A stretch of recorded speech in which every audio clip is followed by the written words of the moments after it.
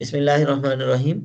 अच्छा, टॉपिक हम जो स्टार्ट कर रहे हैं, इसका उन्वान है टाइम वैल्यू ऑफ मनी, यानी पैसे की टाइम वैल्यू। सही। यानी इसका मतलब क्या है और इसका इस्तेमाल वगैरह क्या है, इस हवाले से हम इस पे थोड़ा सा बात करेंगे। तो सबसे पहली और बुनियादी चीज तो इस हवाले से समझने की है कि पूरे जो फाइनेंस है, फाइनेंस के अंदर ये वाला चैप्टर बहुत बुनियादी चैप्टर है।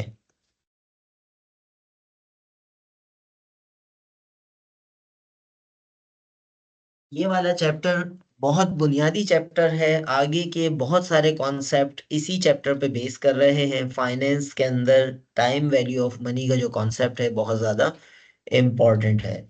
लेकिन यहाँ पर साथ साथ ये समझने की भी जरूरत है कि ये टाइम वैल्यू ऑफ मनी का जो कॉन्सेप्ट है ये हम दो हिस्सों में डिवाइड कर सकते हैं। एक है दो पैराडाइम्स में, दो जाविया निगाह में, दो सोचने के अंदाज में इसको हम डिवाइड कर सकते हैं। एक पैराडाइम, एक सोचने का अंदाज है कन्वेंशनल, सूदी, इंटरेस्ट बेस्ड, रिबा बेस्ड। वो तो सिंपल बात ये करता है कि आप आज किसी को कोई कर्जा दे रहे हैं, कोई पैसे दे रहे हैं, आज से एक साल बाद उसकी वो वर्थ नहीं होगी। आप उसमें कोई इंटरेस्ट चार्ज करेंगे, कोई रिबा चार्ज करेंगे। लेकिन इंटरेस्ट, रिबा, सूद के हवाले से आप में से अक्सर बखूबी इस बात से वाकिफ होंगे, और जो नहीं वाकिफ वो हो जाने चाहिए कि एज अ मुस्लिम जो है, और दूसरे रिलीजन्स में भी इंटरेस्ट को, रिबा को, सूद को बहुत क्रिटिकली जो है वो डिसअलाउ किया गया है, मना किया गया है। और इस हवाले से सूरह बकरा, सही, चैप्टर नंबर 2, सूरह नंबर 2, आयत नंबर 278 279 के अंदर अल्लाह रब्बुल इज़्ज़त ने बहुत क्लियर वे में इस बात का पैगाम दिया है कि या अय्युहल्लज़ीना आमनू, ए लोगों जो ईमान लाए हो, इत्तकुल्लाह, अल्लाह से डरो, वज़रू, और छोड़ दो, मा बक़िया मिनर रिबा, जो सूद रह गया है, इन कुंतुम मोमिनीन, अगर तुम मोमिन हो। फ़इल्लम तफ़अलू, अगर तुम ऐसा नहीं करोगे, सूद को नहीं छोड़ोगे, तो फ़अज़नू, तैयार हो जाओ, बिहर्बिम मिनल्लाहि व रसूली, अल्लाह और उसके रसूल से जंग के लिए तैयार हो जाओ। फ़इन तुम, अगर तुम तौबा कर लो, फलकुम रुऊसु अम्वालिकुम, तो तुम्हारे लिए तुम्हारा रासुल माल है, तुम्हारा जो है वो माल है। ला तज़लिमून वला तुज़लमून, ना तुम जुल्म करो, ना तुम्हारे ऊपर जुल्म किया जाए।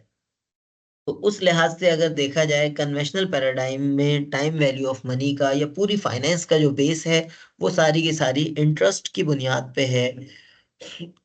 और इंटरेस्ट जो है होता क्या है कि कर्ज के ऊपर इजाफा, मारूफ और मशरूत, यानी किसी से आपने कर्ज लिया या आपने किसी को कर्ज दिया, खुदा न खास्ता, और साथ साथ जो है आपने उससे वादा लिया कि तब जब तुम वापस करोगे तो इसके साथ मुझे इतनी अमाउंट ऊपर वापस करोगे, तो ये कर्ज के ऊपर इजाफा है जो सूद है। अब मामला ये है कि जब सूद नाजायज है, कुरान मजीद में इसको अल्लाह और उसके रसूल से जंग के बराबर करार दिया है, तो फिर एज अ मुस्लिम हम क्या करें? तो ऐसा नहीं है कि इस्लाम इस कॉन्सेप्ट को, टाइम वैल्यू ऑफ मनी को एक्सेप्ट नहीं करता। इस्लाम बिल्कुल इसको एक्सेप्ट भी करता है और उसके उसूल और ज़ाब्ते भी बताता है। मिसाल के तौर पर, आप किसी को, आप कोई चीज़ बेच रहे हैं, तो कैश प्राइस में बेचने में और उधार बेचने में फ़र्क हो सकता है। इस हवाले से अक्सर उलमाए किराम, शरिया स्कॉलर्स की जो राय है, कुछ अफराद को छोड़ के अक्सर जो इन डेप्थ नॉलेज वाले स्कॉलर्स हैं, उनकी राय यही है कि आप उधार पे जब कोई सामान बेच रहे हैं तो आप उसकी प्राइस ज़्यादा रख सकते हैं। तो वो टाइम वैल्यू ऑफ मनी का शरिया कंप्लाइंट कॉन्सेप्ट है कि आप मिसाल के तौर पर अपनी मोटरसाइकिल जो है वो सेल आउट कर रहे हैं, और सामने वाला कह रहा है कि मैं आपको जो है वो एक साल बाद पेमेंट करूंगा या इंस्टॉलमेंट में पेमेंट करूंगा, हर महीने इतनी इतनी अमाउंट दे सकता हूँ। तो आप उसकी प्राइस थोड़ी सी कैश के मुकाबले में ज्यादा रख सकते हैं। प्रैक्टिकली ऐसा होता भी है। आपको कोई चीज बेचनी हो, कैश पे बेचेंगे उसके प्राइस में, और जो उधार पे बेचेंगे या इंस्टॉलमेंट में बेचेंगे उसके प्राइस में फर्क है। लेकिन जो जो चीज जरूरी है, जो लाजमी है, वो क्या है कि अगर बेचने वाला कह रहा है कि मैं कैश पे बिल फर्ज 50,000 की बेच रहा हूँ और इंस्टॉलमेंट पे जो है वो 1 लाख की बेच रहा हूँ या 80,000 की बेच रहा हूँ, तो उस सूरत में at the time of the contract अभी डिफाइन हो जाना चाहिए कि कौन सा मुआयदा हो रहा है, कैश वाला मुआयदा हो रहा है या इंस्टॉलमेंट वाला हो रहा है। फिर इसी तरह इंस्टॉलमेंट में अगर उसने फिक्स कर लिया मिसाल के तौर पर कि 80,000 की पेमेंट होगी और हर महीने 10 महीने की इंस्टॉलमेंट है, हर महीने 8,000 पेमेंट होनी है, तो किसी महीने अगर वो पेमेंट नहीं कर पाया तो उस पे जो एक्स्ट्रा अमाउंट अगर चार्ज की जाएगी, पहली बात तो ये चार्ज करना सही नहीं है। अगर किसी वजह से वो की जाएगी तो वो इनकम का हिस्सा नहीं बनेगी सेलर की। सही, वो चैरिटी होगी जिसको चैरिटी क्लॉज के जरिए इस्लामिक बैंक्स यूज करते हैं। तो ये टाइम वैल्यू ऑफ मनी का जो कॉन्सेप्ट है, ये जो है ये फाइनेंस में एक बहुत बुनियादी चीज है। इस्लाम भी इसको एक्सेप्ट करता है, लेकिन with boundaries, with sharia boundaries. और इस बात को जो है वो कोई नई बात नहीं है, ये खुद कुरान मजीद के अंदर जो सूरह बकरा की आयत नंबर 278 279 में जहाँ कहा गया कि सूद में सूद को अगर नहीं छोड़ोगे तो अल्लाह और उसके रसूल के खिलाफ ऐलान जंग है। तो इसके मुकाबले में इससे पहले 278 आयत से पहले 275 आयत में वो यही बात की गई कि एतराज करने वाले उस वक्त भी यही एतराज करते थे कि बात तो वही है, आप किसी को कर्जा दो या जो है कोई सामान बेचो, बात तो एक ही है। इस बात को कौलू इन्नमल बैउ मिस्लुर रिबा, ये मुशरिकीन मक्का ने ये बात कही, या जो भी यानी कुफार थे उन्होंने ये बात कही कि इन्नमल बैउ, जो बै है, जो खरीद फरोख्त का मामला है, वो भी तो रिबा की तरह है, सूद की तरह है। उस पे अल्लाह रब्बुल इज्जत ने कहा अहल्लल्लाहुल बैअ व हर्रम रिबा, अल्लाह ताला ने बै को, खरीदो फरोख्त को जायज करार दिया, हलाल करार दिया है, और सूद को, रिबा को हराम करार दिया है। सही। तो इस चीज को जो है, और मेन डिफरेंस ही आपका ये उधार वाली सेल के अंदर समझ में आता है कि उधार वाली सेल जो है वो निस्बतन एसेट के साथ होती है तो वो जायज है। और अगर डायरेक्ट आप किसी को कर्ज देते हैं और वो कर्ज जो है वो बाद में एक्स्ट्रा उस पर चार्ज करते हैं तो वो रिबा है, सूद है। तो इसके लिए इस्लामिक फाइनेंस में जब जैसे आप जाते हैं बैंक्स में और उससे पूछते हैं कि हमें जो है वो मिसाल के तौर पर 10 मिलियन की अमाउंट चाहिए, 1 मिलियन की अमाउंट चाहिए, तो वो आपसे पूछते हैं कि आपने क्या करना है उस अमाउंट का। तो आप बताते हैं कि मुझे गाड़ी खरीदनी है या मुझे जो है वो XYZ कोई और एसेट परचेज करना है। तो बैंक पहले मरहले में वो एसेट खुद खरीदता है, उसका मालिक बनता है, उसका रिस्क एंड रिवॉर्ड बेयर करता है। उसके बाद आपको अगली ट्रांजेक्शन करता है। कभी आपको जो है वो खरीदो फरोख्त का मामला हो जाता है, कभी जो है वो आपको किराए पे दे देते हैं, कभी आपके साथ पार्टनरशिप की बात भी हो जाती है। तो मल्टीपल जो है वो ऑप्शंस पॉसिबल होते हैं। तो again time value of money का शरिया यूटिलाइजेशन या विद इन इस्लामिक बाउंड्रीज जो कि एज अ मुस्लिम हम पर कंपलसरी है, वो भी पॉसिबल है। और खुदा न खास्ता सूदी ट्रांजैक्शन में इन्वॉल्व होना भी इसमें बहुत आसान है। अल्लाह ताला हम सबको सूद से, रिबा से, इंटरेस्ट से बचाए। तो टाइम वैल्यू ऑफ मनी का सबसे पहले कॉन्सेप्ट हमारे सामने आ गया, और ये जो है ये हमारे सामने इसकी तफसील आ गई कि टाइम वैल्यू मनी है क्या और क्यों है। सही। क्यों की बात अगर हम करें तो बेसिकली आज जो पैसे हम यूटिलाइज कर सकते हैं, 1 साल बाद उसकी वैल्यू के अंदर फर्क आएगा और सारी चीजें होंगी। तो ये जो है टाइम वैल्यू ऑफ मनी का एक वो है। और कैसे होगा, ये हम इसके कुछ मेथड्स पढ़ेंगे। और टाइम वैल्यू ऑफ मनी के जो टॉपिक है, मेन टॉपिक है, इस मेन टॉपिक के अंदर 3 सब टॉपिक्स हैं। सही। इसके अंदर 3 सब टॉपिक्स हैं, चार, टोटल 4 सब टॉपिक्स हैं। और पहला जो है वो है फ्यूचर वैल्यू।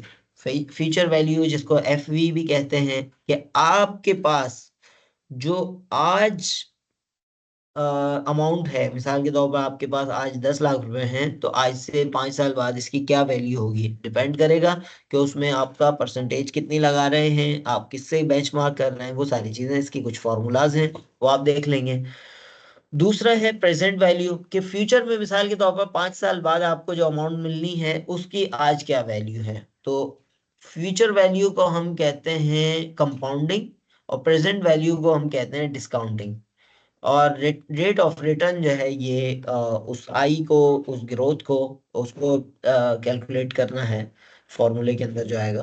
और अमोर्टाइजेशन जो है ये बेसिकली इसकी प्रैक्टिकल इम्प्लीकेशन है। अमोर्टाइजेशन इतनी इंपॉर्टेंट चीज़ है कि अगर विद इन इस्लामिक बाउंड्रीज भी आप इस होम फाइनेंस लेने जाते हैं, ऑटो फाइनेंस लेने जाते हैं, तो अमोर्टाइजेशन टेबल जो है वो आपका बनता है, और वहाँ जो है वो अमोर्टाइजेशन आप सीखते हैं, यानी प्रैक्टिकली अप्लाई करते हैं। तो ये समझ लें कि बाकी चीज़ें जो है आगे चल के मोनेटाइजेशन के अंदर भी अप्लाई हो सकती हैं। खासतौर पे जैसे अभी हमने इंस्टॉलमेंट वाली बात की थी, तो इंस्टॉलमेंट में से कितनी अमाउंट आपकी जो रिकवर हो रही है, हर महीने आपकी एक्स अमाउंट आ रही है, बी वाई अमाउंट आ रही है, 10,000 हर महीने आ रहे हैं, तो कितनी उसमें से जो है वो आपका प्रिंसिपल वापस आ रहा है, और कितना जो है वो आपका, अगर इस्लामिक वे में है तो प्रॉफिट भी हो सकता है, रेंटल भी हो सकता है, ट्रांजेक्शन पे डिपेंड करेगा।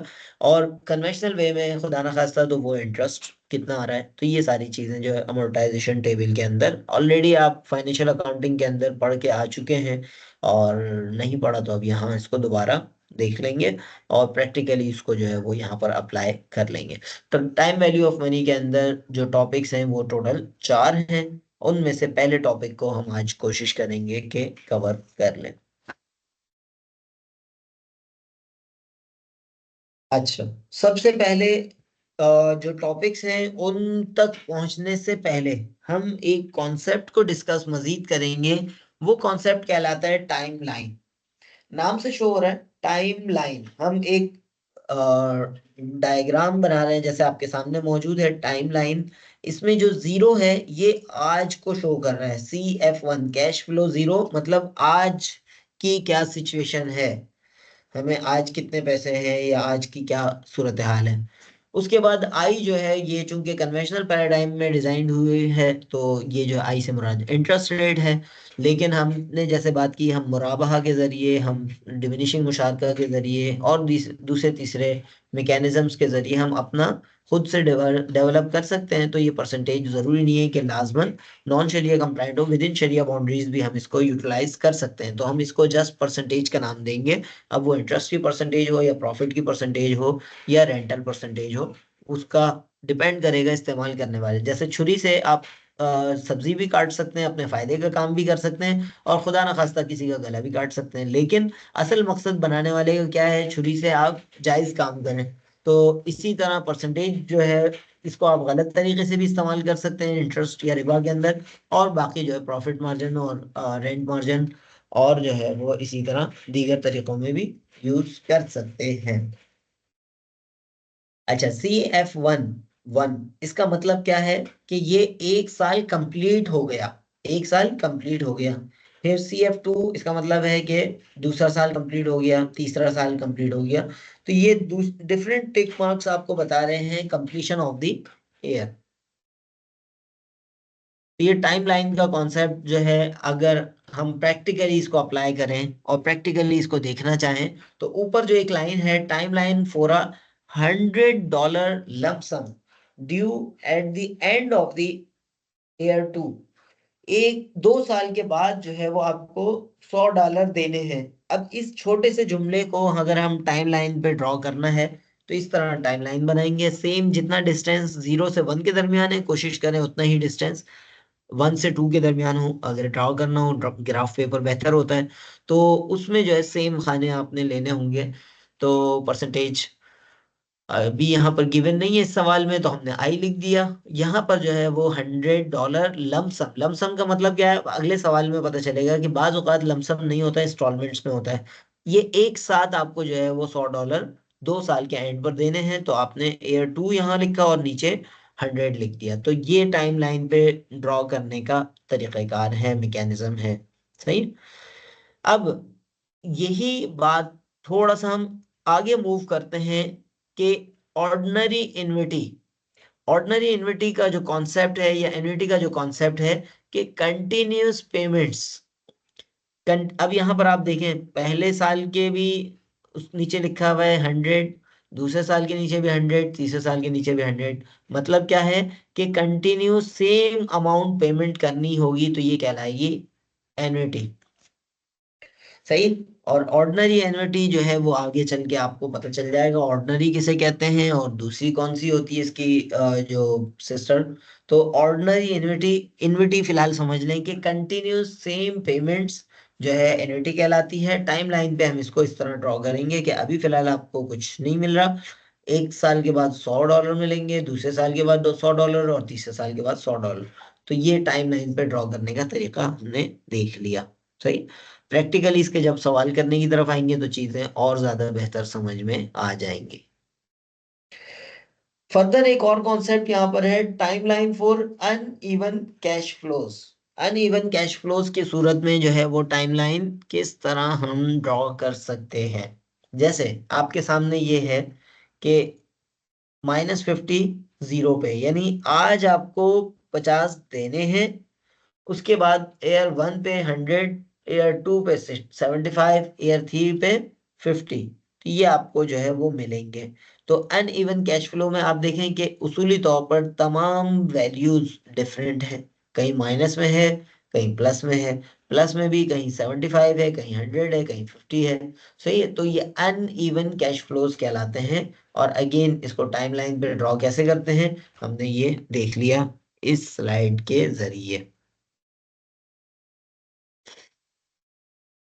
अब यहां से फ्यूचर वैल्यू की बात शुरू हो गई, और फ्यूचर वैल्यू का सवाल हमारे पास आया कि future value FV, future value of in an initial $100 after 3 years. 3 साल के बाद जो आज के $100 हैं उसकी क्या वैल्यू होगी। अच्छा, बाय डिफॉल्ट उसकी वैल्यू हम उसी वक्त बता सकेंगे जब हमें उसके ग्रोथ का रेट, उसके इंटरेस्ट का रेट, प्रॉफिट मार्जिन या रेंट मार्जिन कुछ ना कुछ पता होगा, तो हम उसको जो है वो कंपाउंड करना आसानी से कर लेंगे।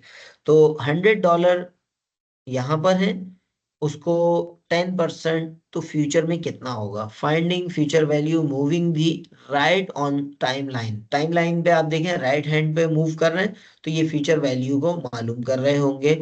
इसको कंपाउंडिंग भी कहा जाता है, कंपाउंड कर रहे हैं। 100 से यहाँ ये 110 हो जाएगा, उसके बाद जो है फिर 132 या 131 होगा, फिर उसके बाद जो है, तो ये स्टेप बाय स्टेप आगे मूव करेगा। कैसे करेगा, इसके हमारे पास टोटल 4 मेथड्स हैं।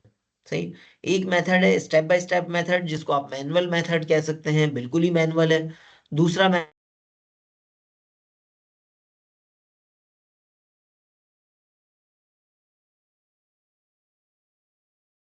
उस पे रखेंगे जो एग्जाम में आपने यूज करना है। और तीसरा मेथड फाइनेंशियल कैलकुलेटर का मेथड है। और चौथा मेथड स्प्रेडशीट यानी एक्सेल शीट का है। अच्छा, प्रैक्टिकल लाइफ में आप आखिरी दोनों ज्यादा इस्तेमाल कर रहे होंगे, या जो हम एग्जाम में करेंगे वो भी इस्तेमाल कर रहे होंगे। ये वाला स्टेप बाय स्टेप वाला जो है ये इस्तेमाल आमतौर पर नहीं होगा, क्योंकि ये आगे चल के फॉर्मूले में कन्वर्ट हो जाता है। तो आपको कंफ्यूजन से बचाने के लिए जस्ट मैं आपको दिखाऊंगा, समझाऊंगा नहीं, ताकि क्योंकि प्रैक्टिकली भी आपने नहीं करना और ये फिर आपको कंफ्यूज भी कर सकता है। तो इसलिए स्टेप बाय स्टेप में आपने एक साल का निकाला, 1,10,000 110, 100 के 110 हो गए 10% ग्रोथ के साथ। उसके बाद जो है दूसरा मेथड आपने इस्तेमाल किया, और 110 के फिर 121 हो गए 2 साल के बाद। उसके बाद तीसरे साल में जो है वो आपने 133,10 हो गए, और उसके बाद जो है ये हुआ है। अच्छा, अब यहाँ आके फॉर्मूला जो है इन्होंने बना दिया है, वो फॉर्मूला आप नोट कर लें, फ्यूचर वैल्यू का फॉर्मूला। इसको मैं चाहूंगा कि तमाम स्टूडेंट्स लाजमन अपनी नोटबुक पे नोट कर लें। फ्यूचर वैल्यू एन, एन का मतलब ये है कि जो भी साल आपको बताया जाए, जैसे यहाँ इस सवाल के अंदर बताया गया है कि 3 साल की फ्यूचर वैल्यू निकालनी है, तो एन की जगह आ जाएगा 3 साल। और इसी तरह फॉर्मूले में भी जो एन है उसकी जगह आ जाएगा 3 साल, यानी 3। बाय डिफॉल्ट ये ईयर में होता है। अच्छा जी, प्रेजेंट वैल्यू हमें बताया गया था $100 है उसकी। 1 + i, 1 + i, आई जो है वो ऑलरेडी हमें बताया गया था कि वो 10% है, तो 10% 0.10 हो गया। तो ये जो है ये आप इसको कैलकुलेट कर लेंगे। कैलकुलेट करने के बाद जो है वो इस एक्चुअल फॉर्मूला आपका ये है, जो आपके नॉर्मल साइंटिफिक कैलकुलेटर के जरिए भी जो है वो हम इसको कैलकुलेट कर सकते हैं। ब्रैकेट्स उसमें लग जाती हैं, पावर्स लग जाती हैं, तो आप साइंटिफिक कैलकुलेटर के थ्रू इसको कैलकुलेट कर सकते हैं। फाइनेंशियल कैलकुलेटर के थ्रू भी कैलकुलेट किया जा सकता है, लेकिन नॉर्मली फाइनेंशियल कैलकुलेटर एग्जाम्स में अलाउ नहीं होता। स्प्रेडशीट कैलकुलेटर्स के जरिए जो है वो स्प्रेडशीट यानी एक्सेल शीट टाइप की जो है वो आप बना सकते हैं। रियल लाइफ में आप उसको बना सकते हैं अगर कॉम्प्लेक्स या कंटिन्यू आपका मामला हो, लेकिन एग्जाम में जो है वो आपको साइंटिफिक कैलकुलेटर से करना होगा। तो ये फॉर्मूला आपके लिए फ्यूचर वैल्यू का नॉर्मल फार्मूला जो है वो हमारे पास आ गया है। एफ वी यानी फ्यूचर वैल्यू, एन से मुराद टाइम, टोटल टाइम पीरियड, फिर प्रेजेंट वैल्यू पीवी, और 1 + i से मुराद जो है यहाँ पर इंटरेस्ट रेट है। आप रेंट का रेट भी रख सकते हैं, इसी तरह जो है प्रॉफिट मार्जिन रेट भी रख सकते हैं, और एन जो है यहाँ पर आ जाएगा। तो ये जो है 4 वेज जो ऑलरेडी मैं आपको बता चुका हूँ, 4 मेथड है। Step by step approach using timeline, timeline को यूज करते हुए, जैसा कि प्रीवियस स्लाइड्स में आप देख सकते हैं, तफसील से देखना चाहें तो डिस्कस हमने जानबूझ के नहीं किया ताकि आप कंफ्यूज ना हो। Solve the equation with a regular calculator formula approach, ये फॉर्मूला अप्रोच है कि जिसमें आपने फॉर्मूला बना लिया, डेटा उसके अंदर पुट किया, उसको सॉल्व कर लिया। तो ये आपका एग्जाम की हद तक जो है वो फोकस एरिया इस पे होना चाहिए, फॉर्मूला अप्रोच पे। और उसके अलावा प्रैक्टिकल लाइफ में आप यूज फाइनेंशियल कैलकुलेटर और स्प्रेडशीट, ये दो मेथड भी यूज करेंगे, लेकिन इसको जो है वो प्रैक्टिकली आप बाद में कर सकते हैं। अच्छा जी, अब यहाँ पर आपकी जो बुक है, बुक जो है वो जो रिकमेंडेड बुक है ब्रिगम, और एक रेडार्ट करके जो है इसके राइटर है, इसका 15 एडिशन, उसका 4.1। इसमें जो है अगर देखें, if you deposit $10,000 in a bank account that page 10% interest annually, खुदा ना खास्ता आपने किसी बैंक में इंटरेस्ट बेस्ड अकाउंट रखवाया है, डिपॉजिट रखवाया है, तो how much will be in your account after 5 years। सही है, अगर आप इस तरह करते हैं तो 5 साल बाद बज़ाहिर उसमें नफा कितना होगा, असल में तो घाटा ही घाटा है, कि अल्लाह और उसके रसूल के हुक्म की खिलाफ वर्जी करके तो हम फायदा नहीं उठा सकते। तो अगेन इसको फॉर्मूला अगर हम अप्रोच अप्लाई करें, इस फॉर्मूले के अंदर ऑलरेडी जो हमने फॉर्मूला पढ़ा, इस फॉर्मूले के अंदर प्रेजेंट वैल्यू उन्होंने बताई $10,000, वो हमने पुट कर दी, 10% आई वो पुट कर दिया, 5 साल एन के तौर पर आ जाएगा, यहाँ पर भी यहाँ पर भी। तो जस्ट जल्दी से कैलकुलेट करके कोई अगर बता सके तो बहुत ही अच्छा हो जाएगा, कि कितनी अमाउंट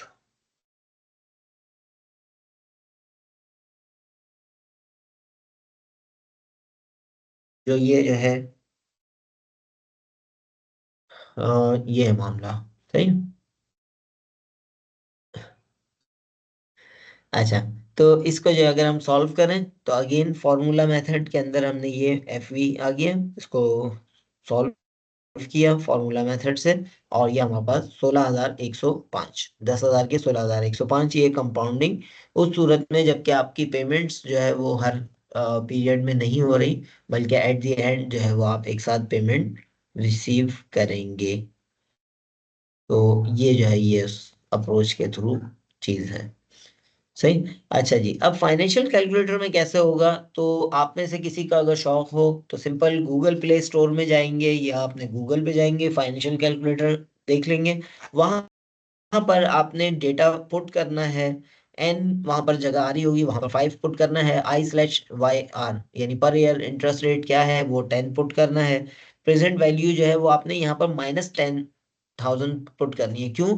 इसलिए कि बेसिकली आज आपकी जेब से निकल रहे हैं ना, और पीएमटी पेमेंट यहाँ पर जीरो शो करेंगे। ये होता क्या है, ये जब हम एन्युटी पढ़ेंगे उस वक्त देखेंगे, अभी एन्युटी नहीं पढ़ रहे, अब सिंपल लमसम पढ़ रहे हैं। तो ये जो है पीएमटी जीरो, और solve for the F V, तो वहां पर ऑप्शन आ रहा होगा कि आपने सॉल्व क्या करना है, तो फाइनेंशियल कैलकुलेटर के अंदर ही हो जाएगा। जस्ट आपकी इंफॉर्मेशन के लिए भी, और प्रैक्टिकली जो है वो आप यूज कर सकते हैं, कोई अगर यूज करना चाहें तो, लेकिन एग्जाम में जो है फाइनेंशियल कैलकुलेटर अलाउ नहीं होगा। तो बाय डिफॉल्ट आमतौर पर ऐसे ही होता है। तो इस लिहाज से जो है वो हमें फॉर्मूला अप्रोच के थ्रू इस तरह जो है इसको सॉल्व करना होगा। तो यहाँ तक कोई बात किसी की ना समझ में आई हो तो बताएं। हमने फ्यूचर वैल्यू के हवाले से जो है वो पढ़ा, और इसमें कोई ऐसी बात जो ना समझ में आई हो तो वो आप पूछ सकते हैं।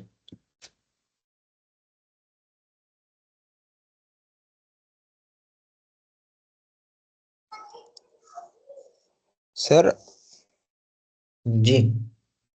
सर आपने वो इंटरेस्ट वाला बोला था कि जो आप बता रहे थे टॉपिक पे इंटरेस्ट के बारे में, उसको जी मैं जी। पूछना भूल गया था।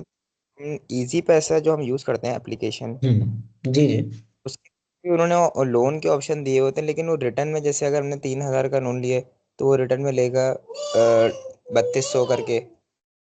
तो ये भी उसमें इंटरेस्ट के अंदर ही आएगा? देखें, अभी एग्जैक्ट तो मुझे उसकी तफसीलात नहीं पता, लेकिन मैं उसूल बता देता हूँ। उसूल का फायदा ये होता है कि हर जगह फिर आप इस उसूल को अप्लाई कर सकते हैं। सबसे पहले तो ये क्लियर करें, आप उनकी फ्रेंचाइज पे जाके भी क्लियर कर सकते हैं, हेल्पलाइन से भी, कि ये लोन है। अगर वो खुद भी वर्ड लोन यूज कर रहे हैं, क्योंकि कोई भी बड़ी कंपनी बाकायदा अगर अपना कोई वर्ड यूज करती है तो उसका लीगल इम्पैक्ट होता है, कानूनी उसका इम्पैक्ट होता है। अगर वो लोन का वर्ड यूज कर रहे हैं तो लोन कहते हैं कर्जे को, और कर्जे के ऊपर कोई भी इजाफा, कुल्लु कर्जिन जर्र मनफातन फहुव रिबा का उसूल है कि कर्ज के ऊपर इजाफा, सही है, जो मशरूत हो वो सूद है। कुल्लु कर्जिन जर्र मनफातन फहुव रिबा, कि कर्ज के ऊपर इजाफा होगा तो सूद होगा। अगर वो लोन कह रहे हैं तो उसके ऊपर इजाफा जो है वो सूद है। सही। और दूसरा, आप वहां से डायरेक्ट पैसे आपको मिल रहे हैं और आप पैसे ही वापस दे रहे हैं, तो ये भी जो है ये एक दूसरी अलामत है कि ये सूद है, इंटरेस्ट है, रिबा है और मना है। विद इन इस्लामिक बैंकिंग जब आप काम करते हैं तो आप इस्लामिक बैंक्स के पास जाते हैं, और नॉर्मली वो बड़ी अमाउंट्स के लिए होता है, छोटी अमाउंट अनफॉर्चुनेटली अभी तक इस तरह बहुत ज्यादा एक्टिवली नहीं हो पाया। लेकिन कुछ micro finance bank, you micro finance bank है और दूसरे तीसरे जो काम शुरू कर चुके हैं, जो निस्बतन छोटी अमाउंट से भी काम शुरू करा सकते हैं। तो वहां पर क्या करते हैं, वो आपसे पूछते हैं कि ये आपने जो 10 लाख रुपए, 20 लाख रुपए, 50 लाख रुपए आपको चाहिए, ये किस लिए चाहिए, करेंगे क्या। आप बताते हैं कि मुझे कोई रॉ मटेरियल परचेज करना है, तो वो कहते हैं कि आप इस तरह करें, पहले मरहले में रॉ मटेरियल हमारे लिए परचेज करके आए, उसके बाद हम आपको वो सेल आउट करेंगे, और उसके बाद जो है फिर वो चीज़ आपकी हो जाएगी। तो आपकी ज़रूरत भी पूरी हो जाती है, और आपको कर्ज पे नहीं जाना पड़ता, बल्कि आप खरीदो फरोख्त के एक मामले के अंदर इन्वॉल्व होते हैं। जो अहल्लल्लाहुल बैअ व हर्रम रिबा वाली बात है, वो भी नहीं होती। जो पैसे देने वाला है उसको पैसे भी मिल जाते हैं, उसको इजाफी अमाउंट भी मिल सकती है, लेकिन विद इन शरिया बाउंड्री। तो ये मुराबाहा का ट्रांजैक्शन है। फिर इसी तरह इसके डिमिनिशिंग मुशारका एक मेथड है, इसी तरह मुशारका मेथड है। तो 6-7 मेथड हैं, बहुत ज़्यादा नहीं है, और बहुत आसान है। इंशाल्लाह जब हम मिड के बाद ऑफिशियली इसको डिस्कस कर रहे होंगे तो बहुत आसानी से हम इसको समझ भी लेंगे, पढ़ भी लेंगे। सही। तो उम्मीद है आपके सवाल का जवाब हो गया होगा कि अगर ऑफिशियली कंपनी लोन का वर्ड भी यूज कर रही है और तरीक़ेकार भी हुई है, तो लोन के ऊपर इजाफा जो है वो सूद होगा। ये उसूल है।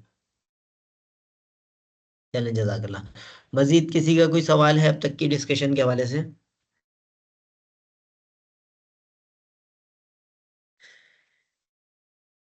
चलें जी, क्लियर है। अच्छा जी। तो टाइम हमारे पास मौजूद है, तो हम इसको कंटिन्यू करते हैं वक्त के मोहलत से फ़ायदा उठाते हुए। फ्यूचर वैल्यू का फॉर्मूला जो इसमें इंपॉर्टेंट है, मैं आपको साथ साथ बताता जा रहा हूँ कि क्या चीज़ जो है वो आपने लाजमन नोट करनी है। इसमें अब तक की उस सिचुएशन के अंदर सबसे इम्पोर्टेंट चीज़ जो है ये आपका फ्यूचर वैल्यू का फॉर्मूला है। इसको लाजमन आपने नोट करना है, और बेहतर है कि अपने जहन में नोट करें और साथ साथ कॉपीज पे भी नोट कर लें। ये स्लाइड्स भी आपको आपके एलएमएस के थ्रू मिल जाती हैं, तो वहां से भी आप इसको डाउनलोड कर लें। लेकिन ये आप खास तौर पे पॉइंट आउट कर लें, ये आपको ऊपर भी लिखा हुआ है, F V is equal to P V, यानी प्रेजेंट वैल्यू 1 + i, और ब्रैकेट करके इसको एन। ये जो है ये फ्यूचर वैल्यू का बेसिक फार्मूला है। फाइनेंस के अंदर फार्मूलाज, अब एनालिसिस ऑफ फाइनेंशियल स्टेटमेंट से आगे जब हम बढ़े हैं तो निस्बतन कम फार्मूले होंगे, लेकिन वो इंपॉर्टेंट होंगे, आपको याद रखने होंगे, क्योंकि ये थोड़ा सा फॉरवर्ड बैकवर्ड मुख्तलिफ अंदाज में इस्तेमाल करने पड़ सकते हैं। जैसे ये वाला सवाल था, इसमें बिल्कुल आसान था, डेटा आपने पुट किया और आपने जवाब निकाल लिया। लेकिन बाज़ औक़ात जो है वो इसमें थोड़ा सा कॉम्प्लेक्सिटीज आ सकती हैं, आएंगी, आती हैं, लेकिन उसके लिए फॉर्मूला आपको बिल्कुल करेक्ट याद होना चाहिए। अच्छा जी, प्रेजेंट वैल्यू की हम बात शुरू करते हैं। अगेन ये बिल्कुल उससे रिवर्स है मामला। फ्यूचर वैल्यू में हम आज की जो कुछ अमाउंट है, जैसे ऊपर वाले सवाल के अंदर आज के जो 10,000 हैं प्रेजेंट वैल्यू के, इनकी 5 साल बाद क्या वर्थ होगी, इनकी 5 साल बाद क्या वैल्यू होगी, depending upon the rate. Rate जो है वो उसके हिसाब से आप सामने रखें, तो उस सूरत में जो है क्या वर्थ होगी, तो 16,105.10 ये जो है इसकी वर्थ होगी। ये हमें पता चल गया फ्यूचर वैल्यू के फॉर्मूले से।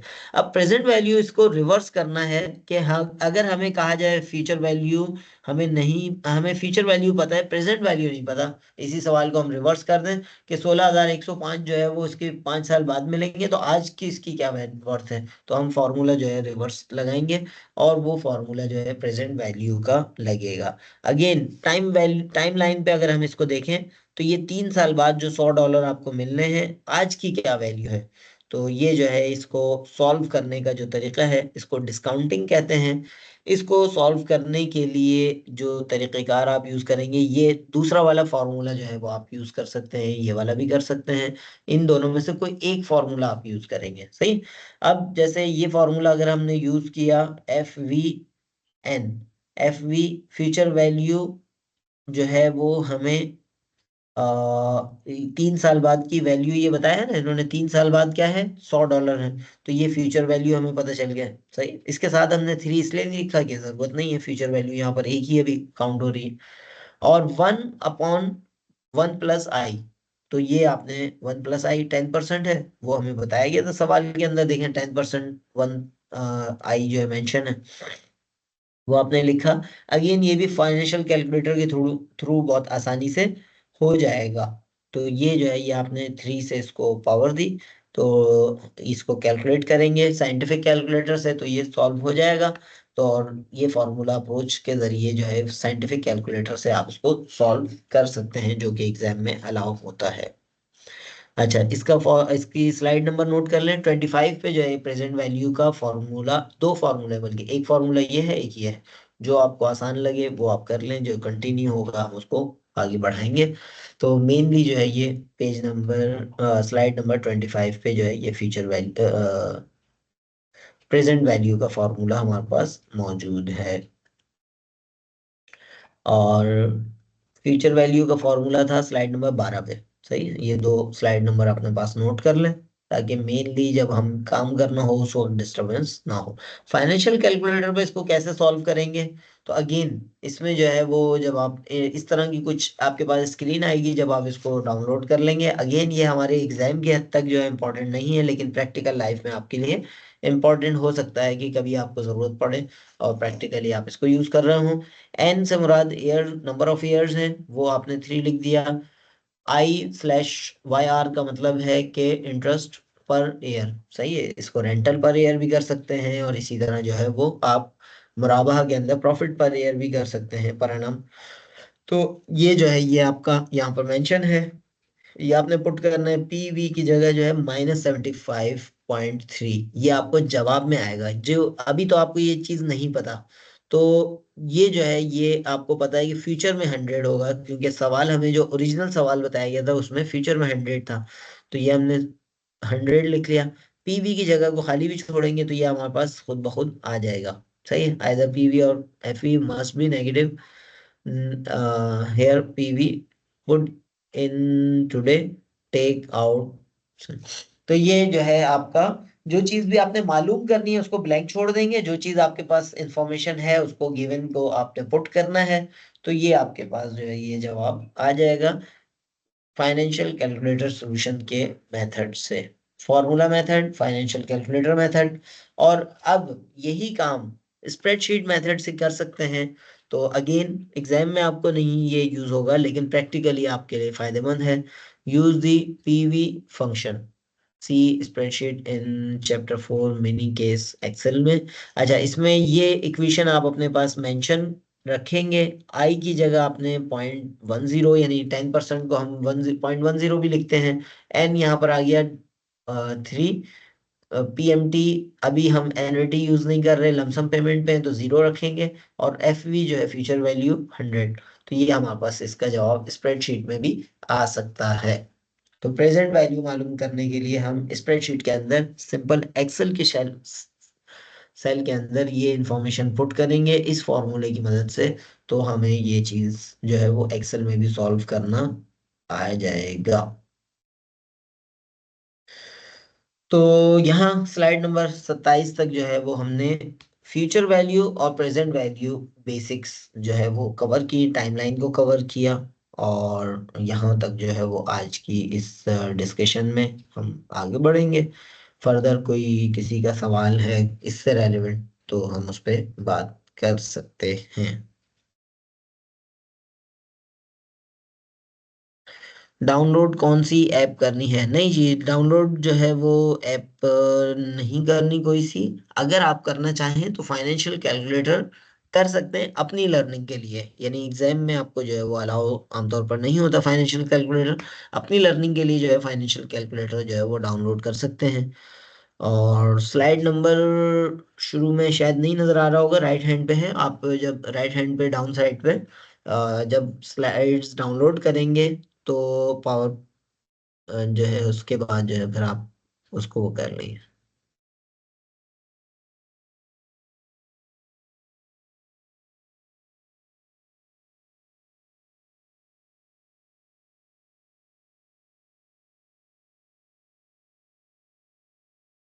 सही है जी। तो फर्दर जो है वो हम इस रिकॉर्डिंग को यहाँ क्लोज करते हैं और फर्दर आगे मूव करेंगे।